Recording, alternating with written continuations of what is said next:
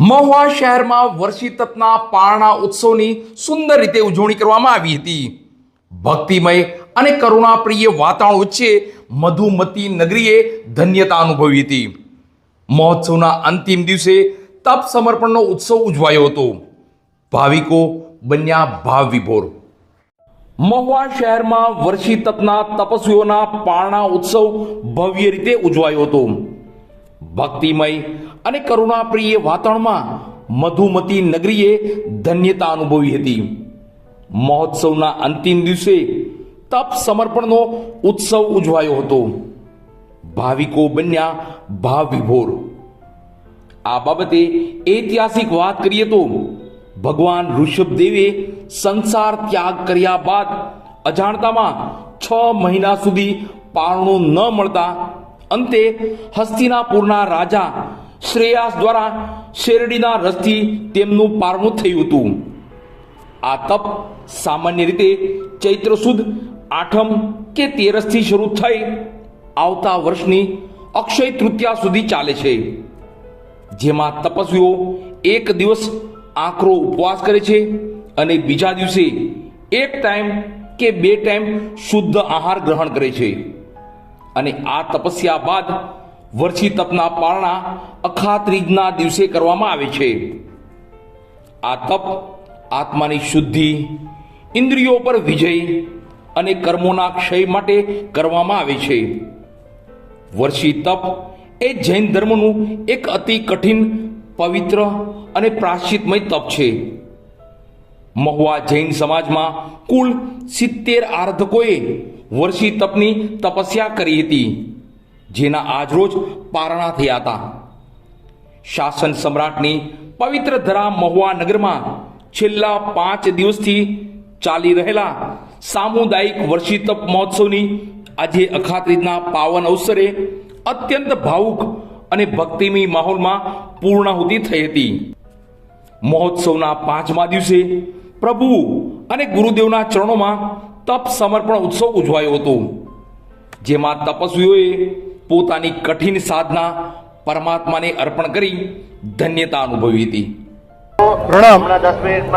આજે સંવત 2082 વૈશાખ સુદ 13 અખાત્રીજ મહુવા સંઘના આંગણે 70 વર્ષી તપના પારણા મહોત્સવે પરમ પૂજ્ય આચાર્ય ભગવાન શ્રીમદ વિજય રાજહંસુરીશ્વરજી મહારાજ સાહેબની પાવન નિશ્રાની અંદર 70 તપસ્વીઓના પારણા ખૂબ સરસ રીતે થયા છે, જેમાં તપસ્વીઓના પારણા કરાવવા માટે આજુબાજુના ગામો, સગા સંબંધીઓ ખૂબ મોટી સંખ્યામાં પધાર્યા છે.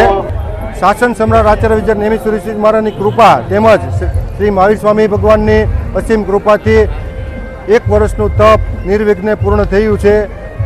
મહુવા સંઘમાં પધારેલા દરેક આમંત્રિતો મહેમાનો મહુવા સંઘ હાર્દિક સ્વાગત કરે છે.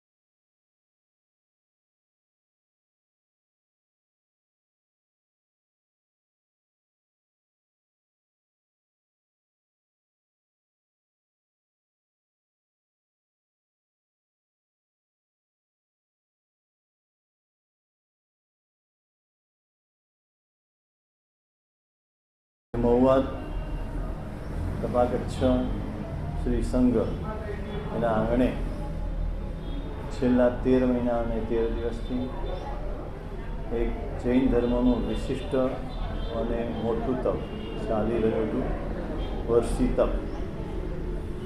13 મહિનાને 13 દિવસ સુધી એક ઉપવાસ અને પછી એક પારણું, એ રીતે સળંગ કરવાનું હોય. ઉપવાસમાં ખાલી ઉકાળેલું ગરમ પાણી પીવાનું, બાકી બીજું કશું લેવાનું નહીં.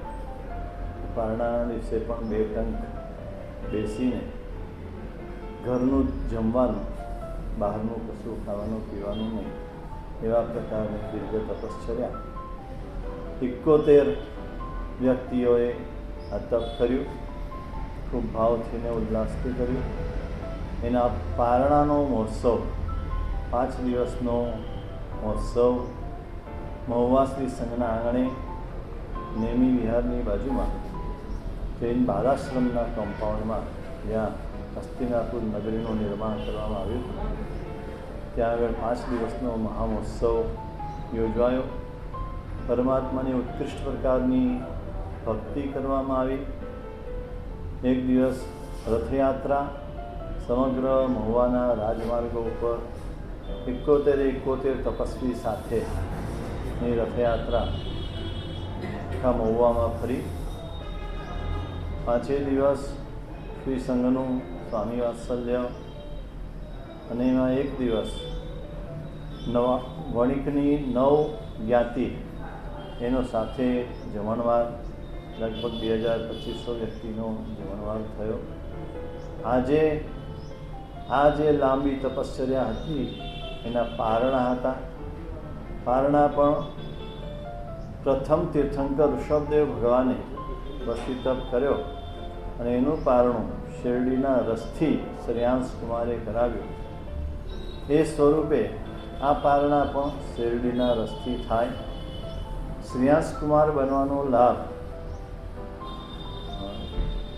ધીરજબેન રતિલાલ દોરડાવાળા પરિવાર, પારસભાઈ અને વિંકલબેન એમના વર્ષી તપ નિમિત્તે લીધો, અને એમને શ્રેયાંશ કુમાર બની અને આ 70 તપસ્વીઓને ઇક્ષુરસ એટલે શેરડીના રસથી આજે પારણા કરાવ્યા. આ સમગ્ર મહોત્સવ જીવિત મહાવીર સ્વામી પરમાત્માની કૃપા, મહુવાની ભૂમિના પનોતા પુત્ર શાસન સમ્રાટ આચાર્ય નેમિશ્વરીશ્વરજી મહારાજ સાહેબ એમના આશીર્વાદ, અમારા કચ્છનાયક આચાર્ય ડૉક્ટર હેમચંદ્ર સુરીશ્વરજી મહારાજના આશીર્વાદ, અને આચાર્ય ભગવાન રાજન સુરીશ્વરજી મહારાજની નિશ્રામાં અને સાધ્વીજી ભગવાન શ્રી સંગમિત્રાશ્રીજી મહારાજની નિશ્રામાં આ સમગ્ર મહોત્સવ 5 દિવસનો ખૂબ ઉલ્લાસથી ઉજવાયો. પારણામાં ગામે ગામથી અનેક મહેમાનો, શ્રાવકો, શ્રાવિકાઓ બધા પધાર્યા, અને ખૂબ ઉલ્લાસપૂર્વક આ વર્ષી તપના પારણા આજે થયા.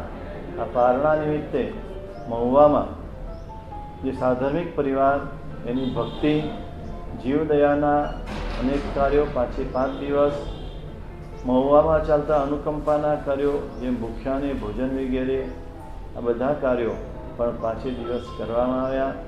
5 દિવસ અહીંયા બહારના ભાગમાં એક મંડપ બાંધીને રોજે રોજ એ રસ્તે જે કોઈ આવે બધાને છાશ, સાકરનું પાણી, લીંબુનું શરબત વગેરેથી પણ ભક્તિ કરવામાં આવી. આ રીતે સમગ્ર મહોત્સવ ખૂબ આનંદ ઉલ્લાસપૂર્ણ સંપન્ન થયો. ધર્મલાભ.